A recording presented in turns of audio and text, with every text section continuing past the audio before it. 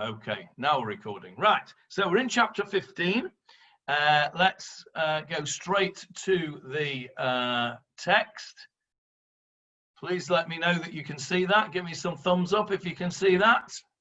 Good, excellent. Right, so we did the first few psukim last week. Let's just... Johnny. Yes. Sorry. Could you let me in to the meeting on my other system? Because my phone's about... If you go into the waiting room, I can let you in, but I can't let you in until you're in the waiting room. It says, please wait, the meeting host will let you in soon. Oh, well, you don't appear in my waiting room at the moment. I don't know why that will be. I can't really tell you that. Hang on a second. Let me stop the share. Oh, yes, there you are. Okay. Right. I've admitted you now. Thank you. Okay, let's go back to the share screen.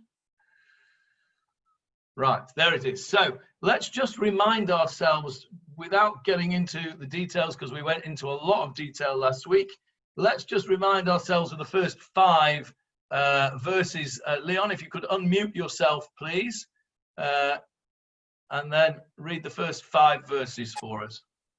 It happened some time later, in the days of the wheat harvest, that Samson remembered his wife with a goat kid. He said, I wish to come to my wife, to the chamber. But her father would not permit him to enter. Her father said, I thought you surely hate her, so I gave her over to your companion. Behold, her younger sister is better than she. Let her be yours instead of her. Samson said to them, this time I will be blameless from the Philistines when I do evil to them. Samson went and caught 300 foxes. He took torches and turned the foxes tail to tail and put 1 torch between each pair of tails in the middle. He set fire to the torches and sent the foxes off to the grain fields of the Philistines. Thus he burnt down everything from grain stacks to standing grain to olive groves. Okay, so that's where we got to last week, and we went into that in some detail, and we shall move on from that now. All we need to know for the purposes of moving on is that Shimshon took revenge for his being slighted by the fact that his wife had been given over to somebody else, and as a result of this, he destroyed via foxes and fire. He destroyed massive swathes of Philistine land and produce. So let's move on and see how the Philistines react to this, bearing in mind that so far this entire story has been one of a personal nature for Shimshon. We have not seen any reaction, or neither positive nor negative, from the Bnei Israel. Mr. and Mrs. Manoach weren't very pleased with his choice of bride, but that's all we've really seen. Everything else has been a personal battle, as it were, between Shimshon and the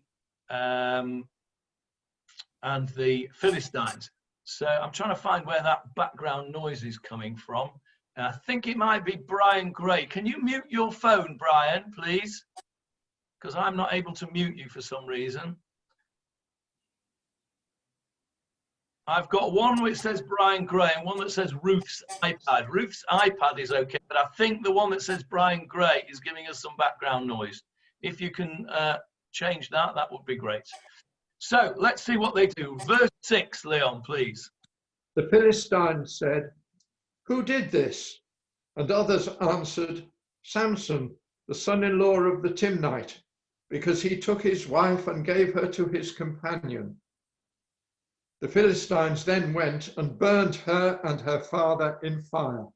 Okay, let's just stop there for a minute. Does that strike anyone as a bit odd? It certainly struck me as being a bit of a non sequitur. So they've had their fields destroyed, and the Philistines said, who did it? And it was Shimshon. Why?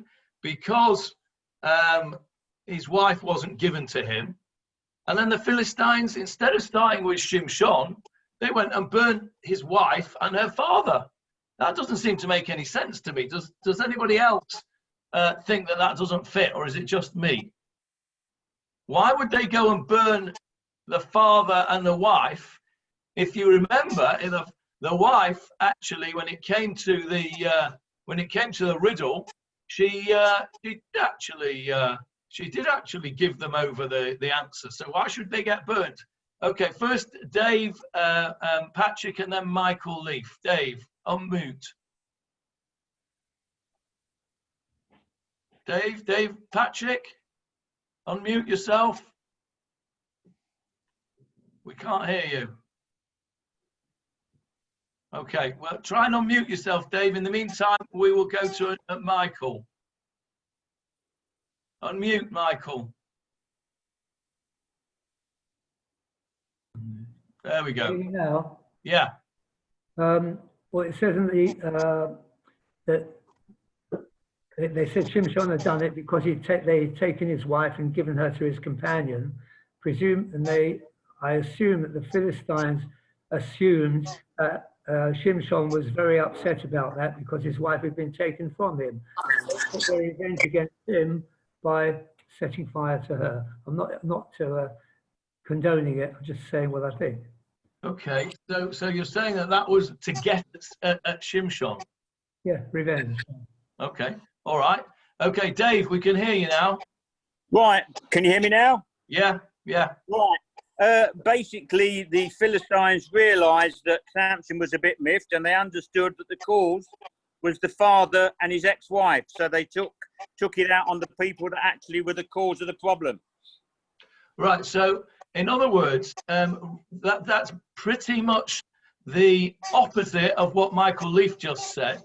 Michael Leaf reckoned that it was actually to get at Samson, to try and wind him up, because revenge on Samson, I think, was the word that Michael used. And what you're saying is that in some ways that was designed to appease Samson. Yeah. Yeah. Okay, that's interesting. So we have two completely opposite views. That's interesting. Faye, you wanted to say something? So in my Sefer here, it's Metzudas David agrees with with what David said, that to pacify Samson. That's what the commentary is here. Okay, I think Dave Patrick must be right, not because the Metzudas David said so, but because my wife just said she agrees. So that must be absolutely right. Okay, yes, Elaine, unmute.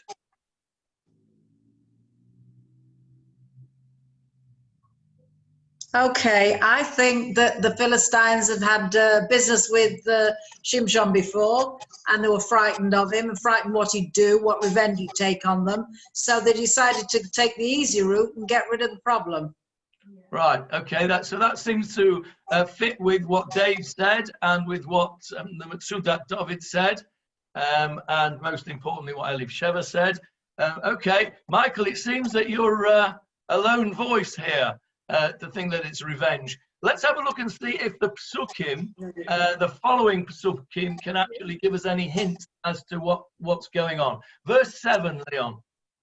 Samson said to them, "If only you had done so before.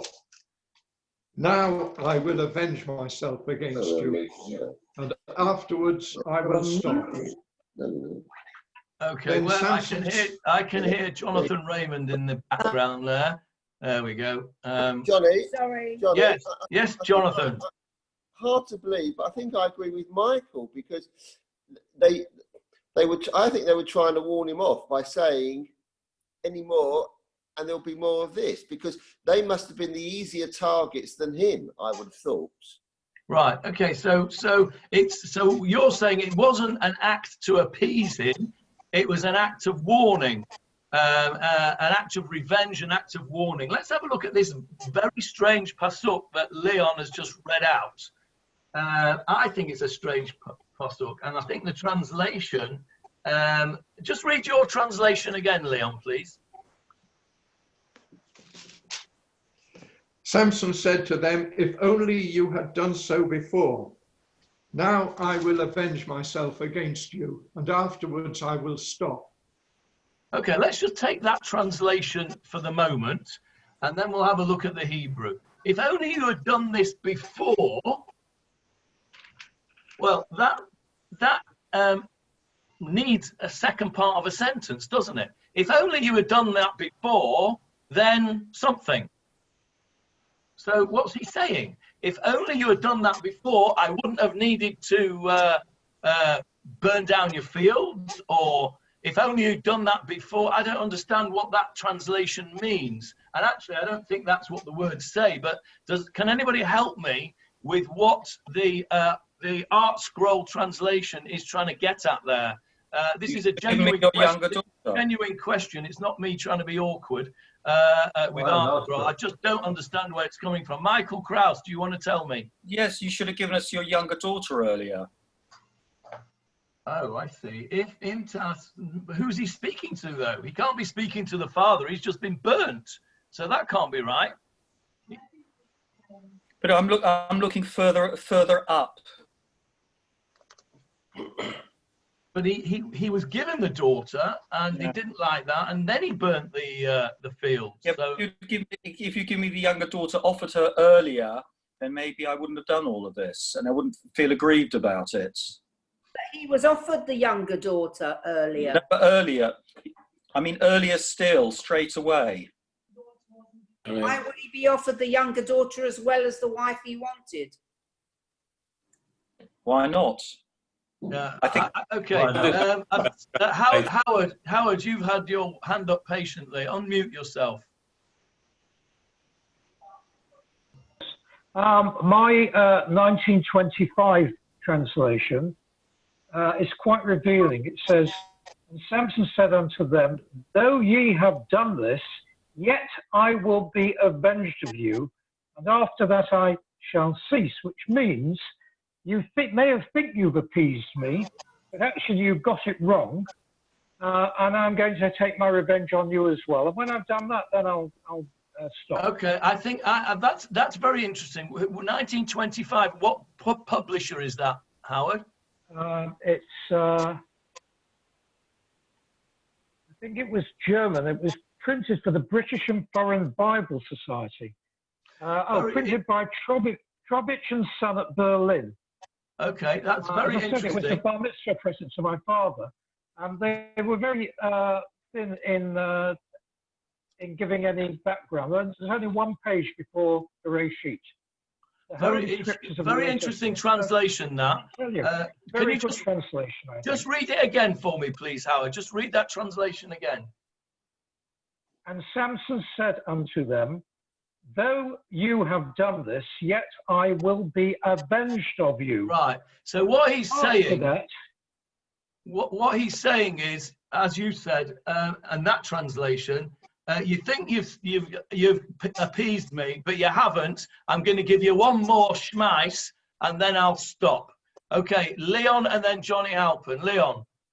Yes, there's a commentary in the Art Scroll from Radak, which is Reb David Kimchi, who says, had you intervened against her family's treachery when it happened, I would have respected you. But you did nothing until I avenged myself.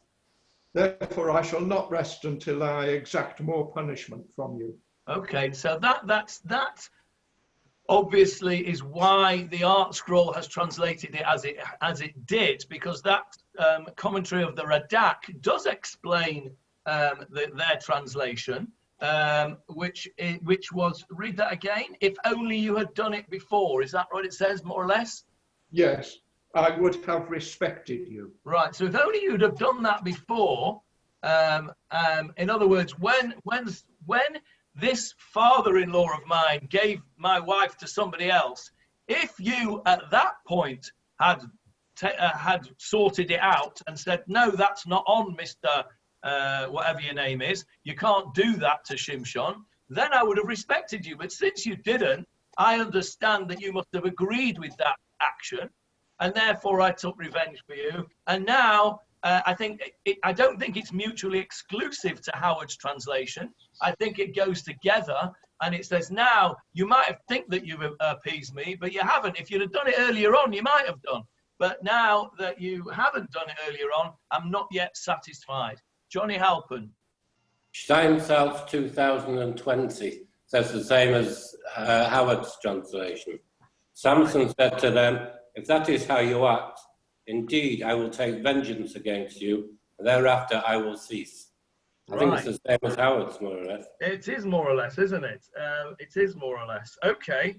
I've got the Steinsaltz here in front of me that you kindly gave me. I actually forgot that I had it this morning when I was preparing, so I haven't yet read that. So thank you. Page 185. 15. Yeah.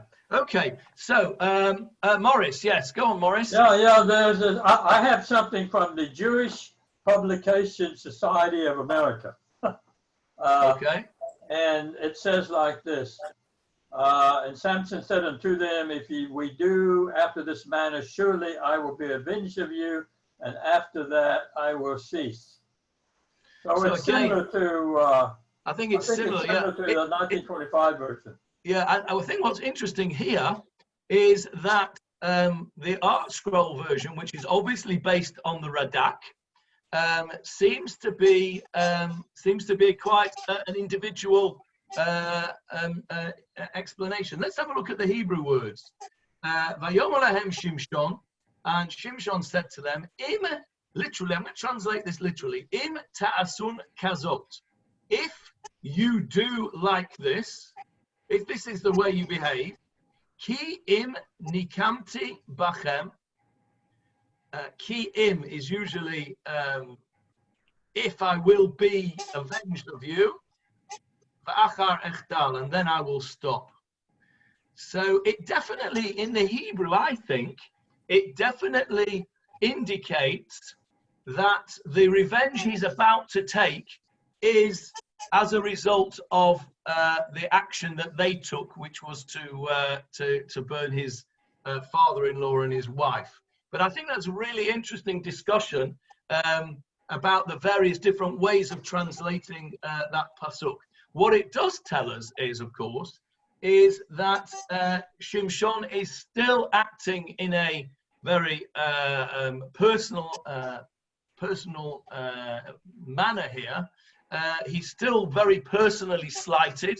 If you take the Radak's view, what he's saying is, you didn't support me earlier on when this terrible thing of taking my wife away and giving her to somebody else happened.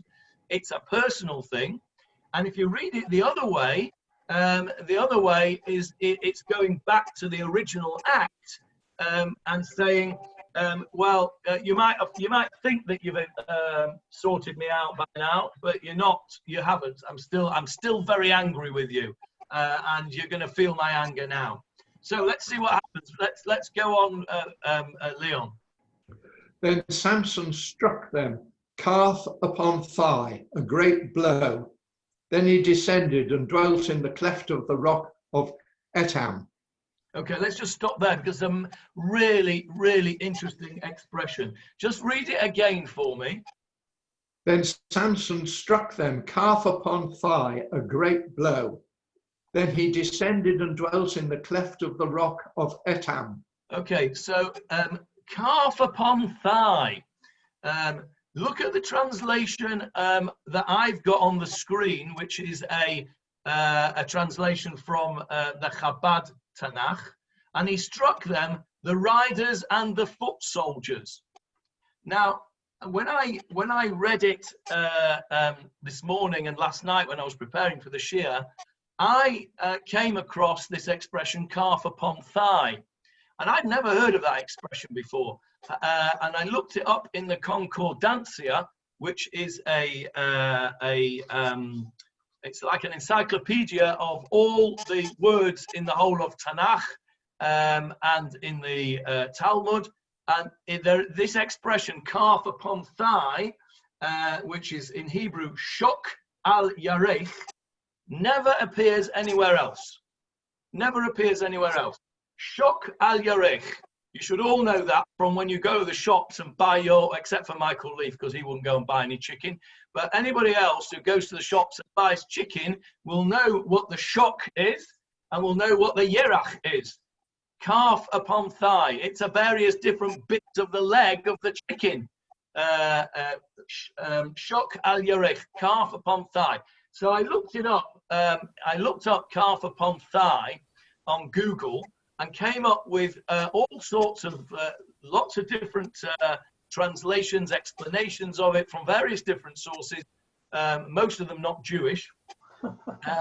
But what it seems to mean is it seems to be a very great slaughter. It seems to be an expression which indicates that he went through them.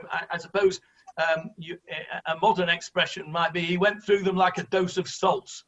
Right? This seems to be an expression indicating that he gave them a huge blow. But it's an interesting expression, and clearly the translation on my screen here, the riders and the foot soldiers, they're translating that in a very loose way because it doesn't talk at all about the enemy soldiers at all. Shok al yarech. Another explanation that I read was that I'll come to you in one sec, Paul. Another explanation that I read was that we're not told that Shimshon has any weapons here at all. Previously, he used foxes. We're going to see in a minute that he's going to use the jawbone of a donkey. Here, we're not told what he uses. And one of the explanations of calf upon thigh was that he kicked them to death.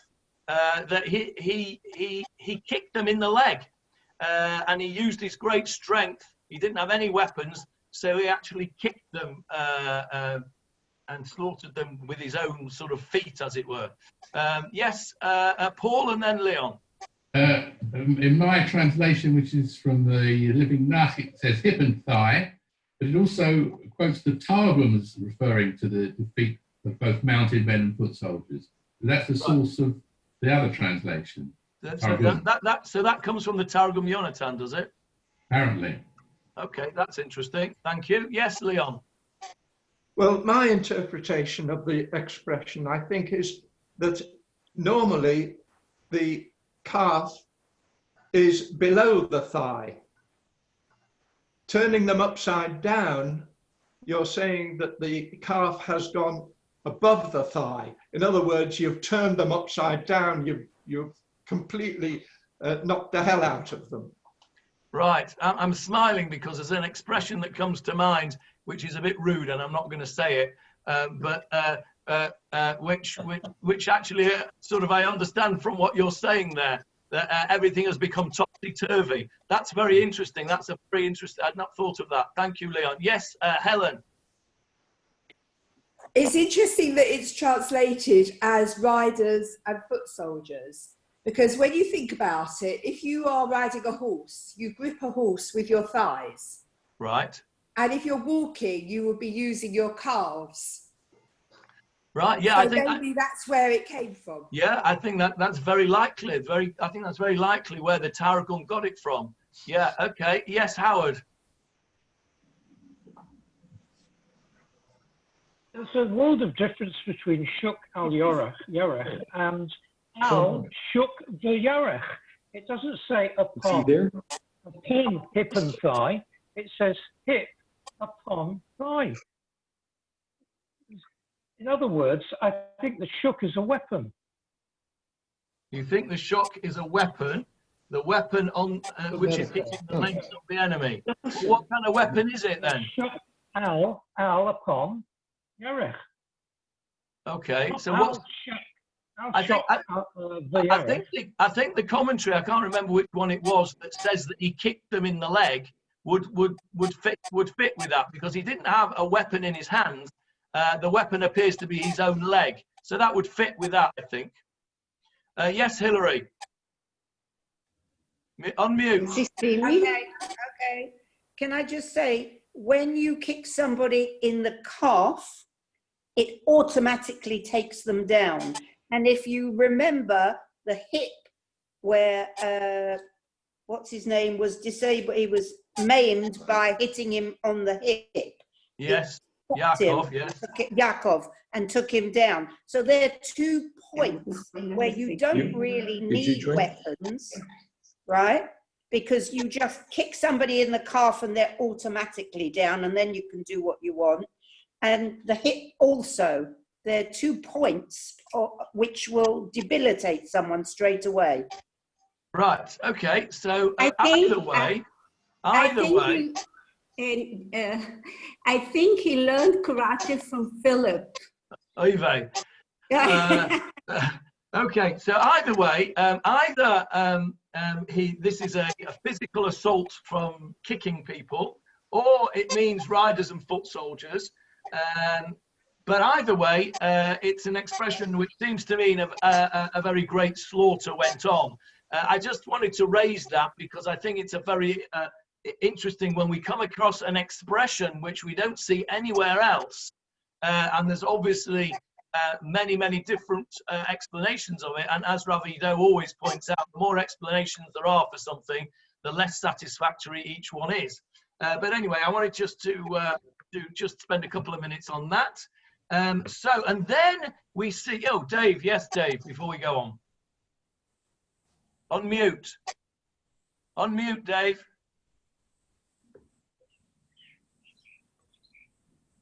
Is that better? Yeah. Right. If you've got calf and thigh, if the people are on horseback, those are the bits of the person that is going to be next to his arms and his head, because that's what he's going to be attacking, their calves and their thighs. So maybe attacking people who are on horseback. So again, that would fit with the Targum's expression of the riders then. That would fit with that. Yeah, okay, good. All right, let's move on and have a look at the end of the Pasuk. He then went down and dwelt in the cleft of the rock of Etam. Now, you have to know, first of all, where Etam is. Which tribe was Shimshon from? Dan, correct. He was from the tribe of Dan. And in whose territory is Etam? Anyone know? Okay, I will tell you. Etam is in the territory of Yehudah. So he went down after this slaughter. He didn't go back to his own place. He went down to the territory of Yehudah. And we'll see what the consequences of that. I don't know why he would have done that. Anybody want to suggest the reason why he might have not gone home and he went to Etam? And he's also dwelt in the cleft of a rock. I doubt that it's because he's scared. Shimshon does not strike me as being somebody who would be scared and therefore running off to hide in a cave. But nevertheless, he went and dwelt in this cleft of a rock in Etam in the territory of Yehudah. Anyone want to help me out and try and explain Shimshon's behavior in doing that? Any offers? Yes, Morris. I think we have to all bear in mind that all of this happened in ancient biblical times, about 3,000 or so years ago. They said things, expressions that we don't use now. And as far as going down to the mountains of Yehudah, which was, you know, where the West Bank is, you have a mountain range that goes all the way across from the Shomron down to Yehudah. That was where a lot of the ancient Hebrews hid out or lived actually, because the Philistines controlled the coast for the most part. That is true, absolutely true. But why wouldn't... And the mountains and valleys of this area is where most of the ancient Jews lived up until Roman times, I think. All right, let's see if I can find the territory of Dan on a map here. Let's have a look. Near the sea. Okay, so let's just go and see images and see if we get anything there. Okay, let me see. I don't know if you can see. Can you see my screen? Or with lots of maps? Yeah. Okay, let's have a look at this one. Let's have a look at this one. this is a good map here on the right hand side of the screen. Is that big enough for you to see? Where my thing is there, it says Philistia. That's where the Philistines were. Okay, that's the area of the Plishtim. That's their stronghold. And that, by the way, we've mentioned these before. Gaza, Ashkelon, Ashdod. These were the areas where the Plishtim lived. And these were the areas, obviously, where Shimshon infiltrated, burned down all their crops, and then kicked them to death, calf over hip. And then he goes, so we need to have a look where Dan is. Dan is also on the coast. Dan is up here, a bit north of there. But what he's done is he's not gone home. He's gone to the neighboring territory here, as Morris has said, in the territory of Judah. And the Etam is somewhere here in the territory of Judah. And we'll see exactly what goes on in a second. Let me see if I can just find another That's map. it. Yeah, the fourth one. There it is. Can you see? That's what I was telling you before. You can see on this map here, can you see Philistia there? That's the Plishtim. And immediately above it, more or less actually where we are, is Dan. That's the territory of Dan. So you would really have expected Shimshon from the tribe of Dan to go north to his own territory rather than going east into Judah. You can see there's Judah where my marker is, and there's Dan, and there's the Plishtim. So he goes into the territory of the Plishtim, and you'd have expected him to go to Dan, but he doesn't. He goes to Yehudah. And I think perhaps Morris's explanation is a good one, in that probably Yehudah was the strongest of the tribes at that time, and he probably wanted to align himself with them. Although against that, Shimshon is a complete loner and actually doesn't seem to align himself with anybody. But it's an interesting fact that he went to Yehudah. Paul, are you wanting to help me out here? No, I'm puzzled by the statement on your map. The tribe of Dan is the Irish and Denmark. That's rather... The tribe of Dan is the Irish. Oh, I see. British Israel Church of God. And we don't take any notice of that. Okay. No idea. It's just no idea. The one above it is the one we're referring to. Okay, Anita. You unmute me. No. If maybe he presumed that after what he did, that the Philistines would automatically follow him to Dan, and that he would be there, and he wanted to protect his own people in Dan, and maybe he thought they wouldn't think of going to Judah to follow them. That's a good answer. That's a good answer. So he created a diversionary force, really, away from Dan to protect his own family. That's nice. I like that. Okay, let me just listen to Elisheva's suggestion before we go to you, Marcel. Go on.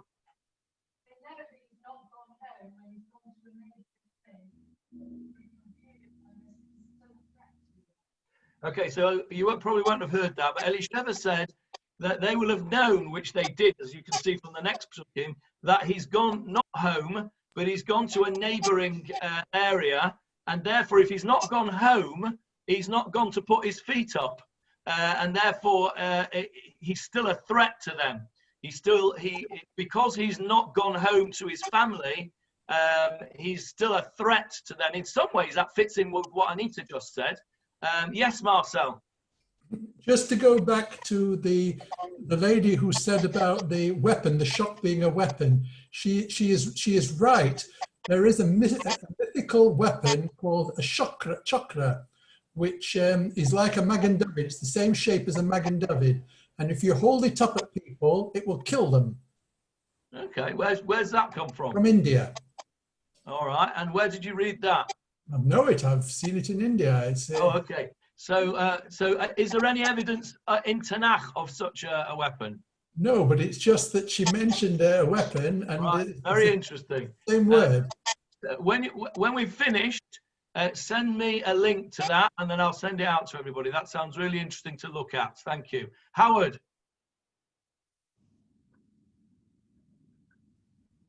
Well, I think he was on his way back to where he started from, which was next to Bet Shemesh, which is in Judah.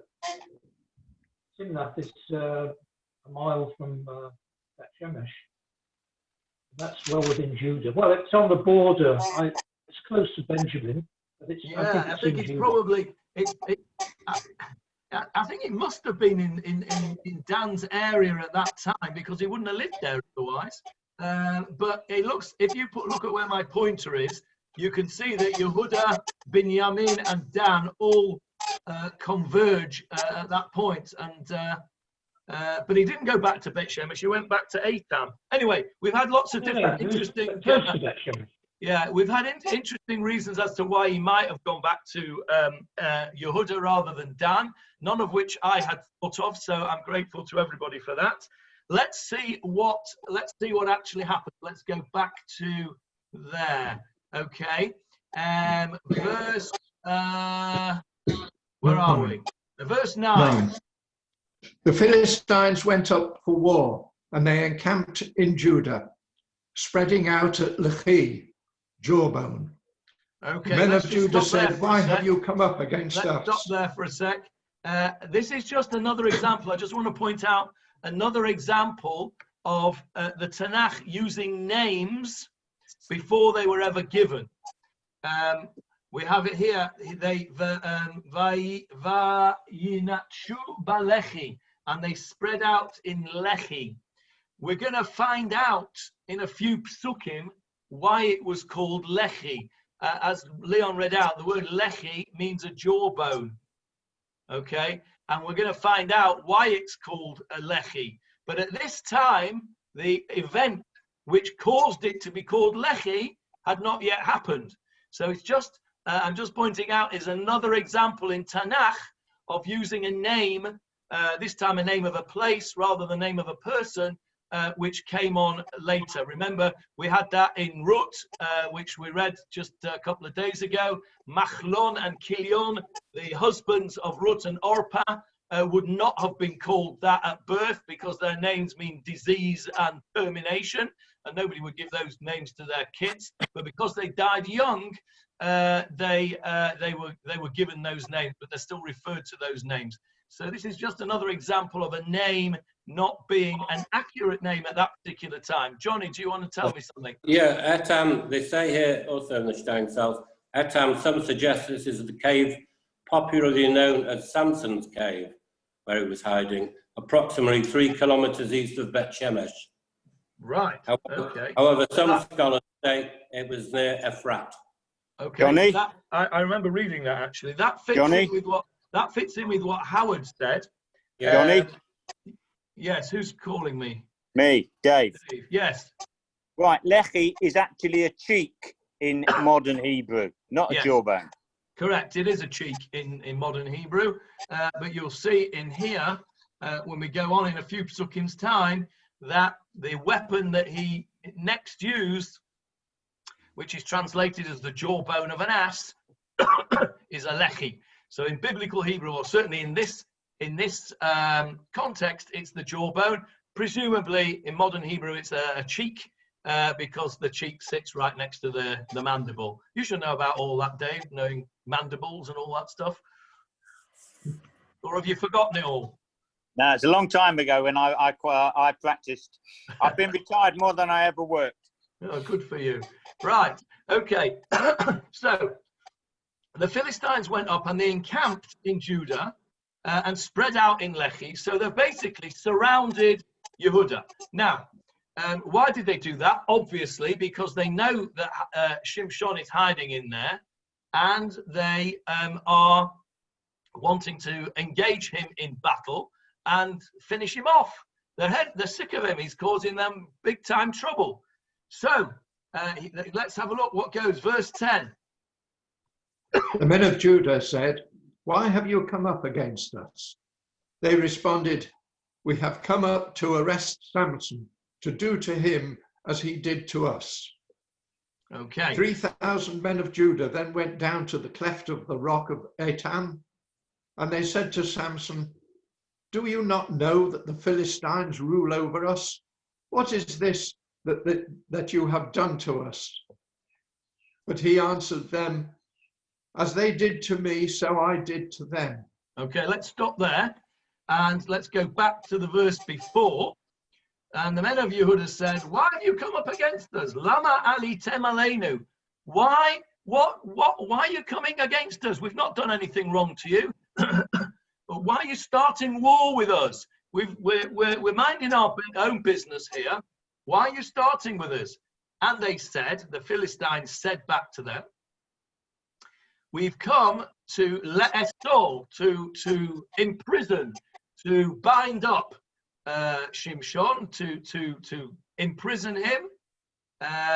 Alina, we've come up. La'asot lo kasher asa lanu. We've come to get revenge on Shimshon.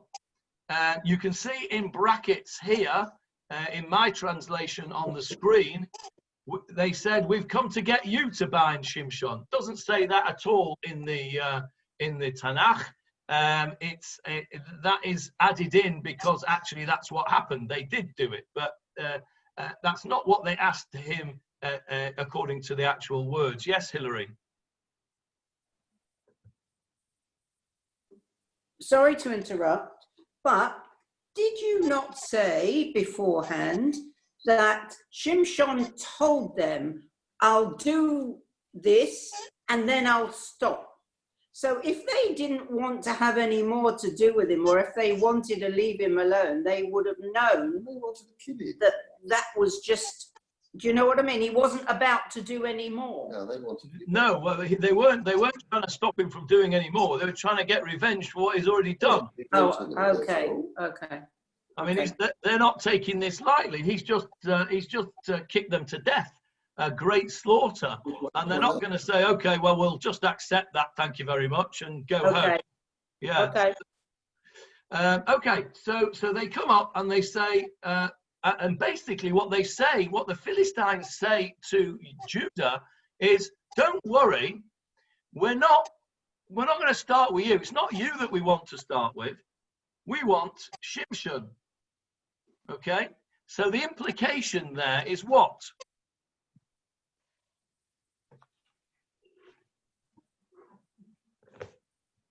Well, they were very weak. Yeah, Elisheva said they were weak. Well, we'll see exactly how weak they are in the next few psukim. They were indeed weak. But what are the Philistines saying to Judah? It's saying that if you help us, then we won't attack you. Correct. Yeah, we're not interested in attacking you. All we want is Shimshon. Give us Shimshon and we'll leave you alone. That's what they're saying. Give us Shimshon and we'll leave you alone. And the men of Judah take that on board. Let's look at the next verse, verse 11. 3,000 men of Judah then went down to the cleft of the rock of Etam, and they said to Samson, do you not know that the Philistines rule over us? What is this that you have done to us? But he answered them, as they did to me, so I did to them. Okay, let's stop there. That's a very, very interesting and demonstrative pasuk. 3,000 men went down from Yehuda to visit Shimshon in his cave, and they said to him this, are you mad? Do you not know that the Philistines are the rulers here? What are you driving them crazy for? Why are you giving them trouble? It will only come back on us. Stop faffing around with them and leave us alone. Don't bring us. You're causing aggravation for the whole of Klal Yisrael. You're certainly causing aggravation for Yehuda. What have you done to us? He doesn't say, what have you done to them? He says, what is this you have done to us? Do you not know the Philistines rule over us? Are you mad? Leave them alone. Helen's shaking her head. Come on, Helen. What's on your mind? No, I'm not disagreeing. I don't blame them, actually, because when you think about it, Samson has gone berserk over in the Philistines because of his temper. He's murdered hundreds and hundreds of them. I don't blame the people of Judah for saying, Okay, very interesting. Helen says exactly as I feel. I don't blame them either. And look at his answer. Look at his answer. His answer is amazing. He says, and he said to them, as they did to me, so have I done to them. Me, I. What Samson is saying, they started with me, and I'm just giving them back. The fact that you lot may become collateral damage, well, that's just unfortunate. But as they did to me, so I have done to them. He is not answered their question, which is a rhetorical question, but he's not answered, what is this that you have done to us? He doesn't in any way address their fears. He doesn't address their concerns that he is dragging them into a war with the Philistines. I'll come to you in a second, Anita. He doesn't. All he says is, it's all about me. They slighted me. They did this to me, and I've given them what for. Now, what's very interesting here, before we go to Anita, and then I think Sharon wants to speak, before we go to the ladies there, what's interesting here is the difference in approach between Yehuda and Shimshon. Yehuda, although we are in a time where we were living in Eretz Israel, nevertheless, the men of Judah are acting with a galut mentality. They are in effect in galut in Eretz Israel, because they're saying, don't you know that the Philistines rule over us? We have to keep our head down. We don't go around winding them all up. We have to keep quiet. We have to keep our heads down. That is a very galut mentality. Shimshon, on the other hand, is a very anti-galut mentality. Shimshon comes along and says, no. If they start with me, I'm going to start back with them. I'm not going to bow my head to them. I'm going to be the one that's going to be strong. I'm going to come out fighting against them, which is why you will understand that Shimshon in modern times has become the symbol of resistance by the far right in Israel. The far right settler movement have Shimshon Hagibor as their hero, because they are their philosophy is not to bow their head to anyone, but to stand with their head held high, and if they're given, they will give back good and proper. And for that reason, they have adopted Shimshon as their hero. We will see right at the end of the Shimshon story, you all know what happens at the end of the Shimshon story. He asks Hashem for one last power so that he can avenge one of his two eyes that are poked out. I'm not spoiling the story because you all know it anyway. And that became a very popular song, Achapam Hazeh, just this once. It became a very popular song. How long ago, Al? 20 years ago? 20, 25 years ago, maybe. And it was adopted by the hard right settler movement almost as their anthem because of this attitude of Shimshon. So Anita first, and then Sharon, and then Stanley. Anita. Okay. So wasn't his mission from when he was born to destroy the Philistines? Wasn't it? That was his mission, to destroy them, his mission was to be the savior of Israel. Yes, from the Plishtim. Well, so from whoever. It happened to be the Plishtim at that time, I agree. Yeah. But have we seen any evidence that Shimshon has taken that role on other than in a personal capacity? Well, maybe he was just looking for any excuse to give them. Well, that's what the earlier chapter said, that Kadosh Baruch Hu made it happen like this because he wanted Shimshon to do it, and the only way Shimshon would do this was if it was a personal issue, which I think is negative towards Shimshon. But yes, that was his role. But Judah is not interested in having a fight. They just want a quiet life. They want to be left alone. Sharon.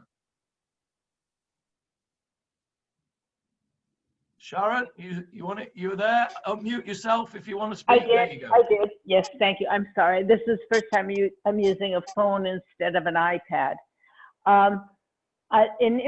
First of all, it's interesting to me that in this conversation, the men of Yehuda do not seem to respect Samson as a judge. We're reading Samson as a story in Shoftim, but you would think that he would have some added koved and respectability by being a judge, and that doesn't seem to be part of any of this story. Okay, I think that's an interesting point. And if you look at the bottom of my screen here in verse 20, later on it says, and he judged Israel in the days of the Philistines 20 years. I don't think at this point he was a judge yet. So I think that explains that. He becomes a judge later on. But you're right, of course, they do not respect him. Not only do they not respect him, they're willing to give him over to their own skins. Stanley.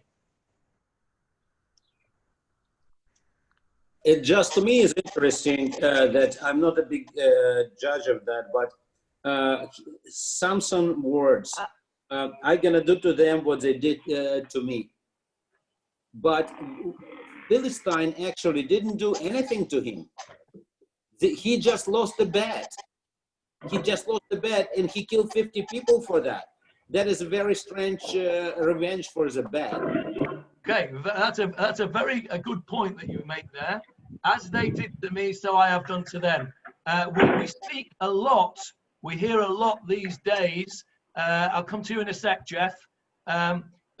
We hear a lot these days about proportionality of response. Yeah, how many times do we get criticised? The IDF get criticised for a disproportionate response. If ever there seems to be a disproportionate response, it's what Stanley has just pointed out. He lost a bet and he went and killed 30 people. His wife was given over to somebody else. He destroyed their entire economy. His wife and father-in-law, who'd already betrayed him, were then killed. And in revenge, he killed a calf over thigh, whatever that means, hundreds of them, maybe thousands, who knows. And we're going to see it shortly. He's going to kill a whole bunch more, another 1,000. So I think Stanley's point about disproportionality is definitely a point that's worth raising. Jeffrey and then Howard. Jeffrey. To me, Samson's judgment up to now has been not very good. It's been quite poor. And I'm waiting to hear why he should have been appointed a judge. Because up to now, I think his judgment's been appalling. Okay, I think that's a fair point. And where's that book that I was looking at earlier on? Here it is. This book here, which is called, I don't know if you can see that. Can you see that? It's called Bringing the Prophets to Life by Rabbi Neil Winkler. He is somebody who writes in the Torah tidbits every week about the Haftorah. He's a big expert on Nevi'im. And in his commentary on Samson, he says exactly that, Jeffrey. I'll come to you in a second, Elaine. I've seen you, yeah. What he says is that, as we said with the Gemara says, Yiftach Bedoro Kegidonin Bedoro. Whoever the people get the leader they deserve. And what he says is that the level of spirituality, of strength, of I don't know what adjective you would use. The level of the people was so low that the best they could do, as it were, was a Shimshon. So Rabbi Winkler would agree entirely with you, Jeffrey, that Shimshon seems to have a very poor judgment, but it seems that he was the best of a bad bunch, to put it bluntly. Howard and then Elaine. Well, I think Stanley got it right. I think it's a matter of any old excuse to weaken them, and we have to go back to his original mission, which is chapter 13, verse 5. He shall begin to deliver Israel out of the hands of the Philistine, not to complete the task, but to weaken them so that later David Melech would come along and finish the task. He was only meant to begin the task. Right, absolutely. With this, that's quite right, and it's right that you should mention that again, because that's actually what happened. He did weaken them to a degree. And if you go back to the same chapter where it says that, and we have this debate about who the word he referred to, whether it was Shimshon himself who wanted to marry the Philistine woman so that he had an excuse to have a go at the Plishtim, or whether it was HaKadosh Baruch Hu who arranged it that way so that he would have a go at the Plishtim. I believe it was the latter, because I don't think that Shimshon's behavior demonstrates that he had that foresight to do so. But it seems it's all falling into place now. He had a role given to him to begin the battle against the Plishtim. He wasn't interested in doing it really, but only when it got up front and personal did he start with it. And then as a result of that, the outcome was that the Plishtim had a good go at. Elaine and then Paul.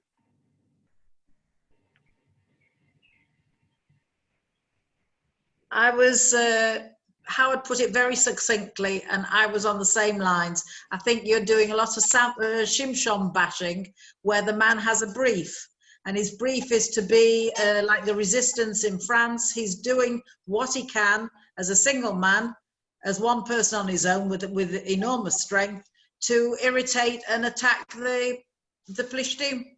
So you don't think that you're bashing? You're talking about his character all the time. It's nothing to do with his character. It's to do with what he had to do, and he did it. You think that he was aware of this role of his, and that all of these things were maybe he wasn't aware, but Hashem gave him. This was why Hashem put him there to do it. Okay, so you're not disagreeing with me. You're not disagreeing with me. What I'm saying is, I don't like the Shimshon bashing, because then you're bashing Hashem, because Hashem said. Not at all. Not at all. Hashem uses various different tools. You can argue that the temple had to be destroyed, and in fact, the Gemara uses an expression to describe Nebuchadnezzar as the rod with which HaKadosh Baruch Hu expresses his anger. So HaKadosh Baruch Hu chose Nebuchadnezzar to destroy the temple. That doesn't make Nebuchadnezzar a nice guy. HaKadosh Baruch Hu chose Shimshon to do this job, and I don't think the two things are mutually exclusive, that Shimshon's judgment was poor and that his approach was a personal approach. I don't think that is mutually exclusive to the fact that HaKadosh Baruch Hu gave him a task, unless you say that he was aware of the task that he was given by Hashem. Now, if you say that, and I accept that that is a possibility, then you have to say that he was a very, very good actor, and he was very clever at infiltrating them on a personal level and fulfilling his role. For me, that doesn't ring true, but I am happy for you to accept that if that's how you want to view it. It's certainly how the Gemara views it.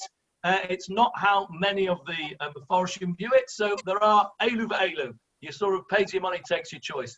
Somebody else wanted to speak. I can't remember who it was. Paul. Me. I'm more with the latter view. You said yourself just now that the people of Yehuda were scared. They were under the influence of the Philistines. Therefore they were going to give in Shimshon. He was showing them that they can resist. He was showing them that there is a way that the Philistines don't have to accept the status quo and they can rule themselves. That's his role, and that's what he was doing all the time. Okay, I accept that. I accept that. I think that is. I read that exact idea somewhere, and I can't remember where I read it. It was a few weeks ago. The whole idea was that. I know where I read it. I think it was in Rabbi Sachs, who talked about leadership. And he talked, I think it could have been, I think it was him, and I think he spoke about the idea that sometimes the leadership doesn't come from the leader. Leadership comes from the bottom, who show the leader how it should be done, and that certainly fits with what Paul has said. Yes, Shimshon certainly did show them that he was not going to be kowtowed. The men of Judah were definitely weak, were definitely subdued, and he was definitely saying, I'm not having it. And that was a role which he played perfectly well. And I fully accept that. I fully accept that as being a positive. And that, of course, is why he was adopted by the far right for exactly that reason, because he was not willing to sit down and negotiate with the UN or the Palestine or anybody else. He took the matters into his own hands and he dealt with it in the way he wanted to deal with it, with violence and with power. And that's exactly why he was adopted by that particular group as their symbol. Leon. I don't think that Samson was aware of what his role was to be. It doesn't say in the book of Judges that God spoke to him. He had the ruach of Hashem a couple of times, so he wasn't aware that he was about to destroy the Philistines or even to start. God spoke to his parents, but not to him. Yeah, I think that's an interesting point, and it's something. I'll come to you in a sec, Harvey. You're next. I think it's an interesting point, and it's something that we did ask before. I asked a question a couple of weeks ago, what everybody thought, whether Mr. and Mrs. Manoach ever sat Shimshon down when he was a kid, when he was an adult even, and said, you know, you're a special guy. We had a visit from an angel before you were born, and you actually have a role to play. We're not told that. It might have still have happened, even though we're not told about it.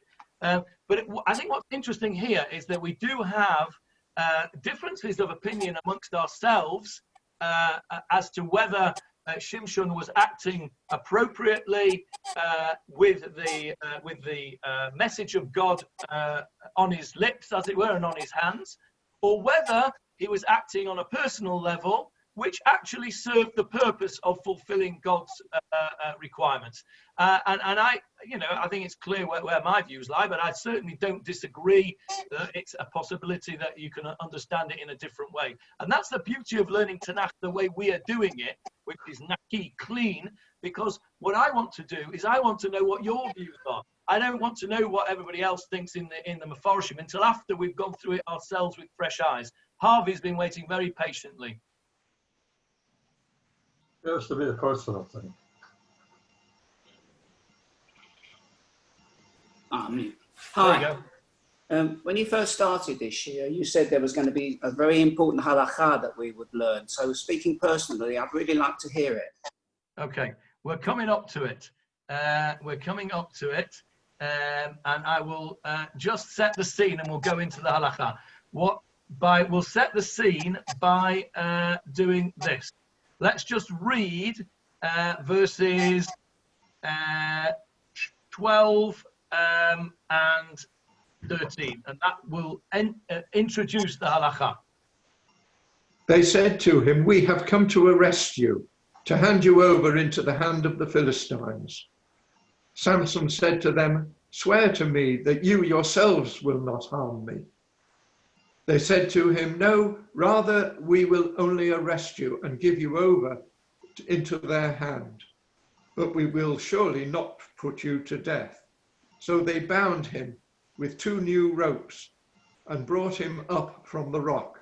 Okay, so let's just go over here. This is the Rambam, Mishnah Torah, and if idolaters will demand one of a group of women, saying, yield as one of among you, and we will defile her, if not, we will defile you all, let all be defiled rather than surrender to them one soul in Israel. Likewise, if idolaters will say to a group of men, yield as one of you, and we will kill him, if not, we will kill you all, let all of them be killed rather than surrender to them one soul in Israel. If, however, they single out the one they want, saying, give us that man, i.e. Shimshon, if not, we will kill you all. If he be guilty of a capital crime, as for example, Sheva ben Bichri, which we'll talk about next week, they may surrender him to them, but it is not commendable to advise them to do so. But if he not be guilty of a capital crime, they all must submit rather than surrender them one soul in Israel. So we have a halakha situation here, which is described in Shoftim here. What they say, what the Plishtim say is to the men of Judah, we're not interested in killing you, we just want Shimshon. Hand him over and we'll leave you alone. Implication, if you don't hand him over, we're going to come and kill you all and get him. And what they do is, as you can see, is they actually hand him over. And as you can see from what I've just read you in the Rambam, we need to establish whether that was the correct thing for them to have done, and whether the halakha today, well, according to the Rambam then, and whether it is today, fits in with what happened here in Shimshon. So I did say to you, Harvey, at the beginning, we might not get to it, but we've got to it, and we'll go in detail into it next week. And I think that's probably a good place to stop. But they did do the right thing. Go on, Harvey. They did do the right thing because he was a murderer. Okay, so that we're going to discuss that in detail and see if we come to that conclusion or not. We may come to that conclusion that he was guilty of a capital crime, or we may find that that's not the case. And you won't be surprised to find that there are opinions on both sides. Sure. Yes, Tony Halpern. Just I'm looking at Google. Lehi, the town where they went, the Philistines, or they encamped. The initials stand for Lechumi Korot Yisrael, the freedom fighters, the freedom of Israel, and the Stern gang named Lehi. Correct. And there is obviously a connection there as well. Yeah. Thank you. Okay. Any other comments? If not, I no longer have the facility to unmute you all in one go. They've taken that facility away. So anybody that wants to unmute and say goodbye or hello or chat to anyone else, feel free to do so. And I'm going to stop the recording in a moment. Thank you, John. Goodbye. Goodbye and thank you. Good week, everybody.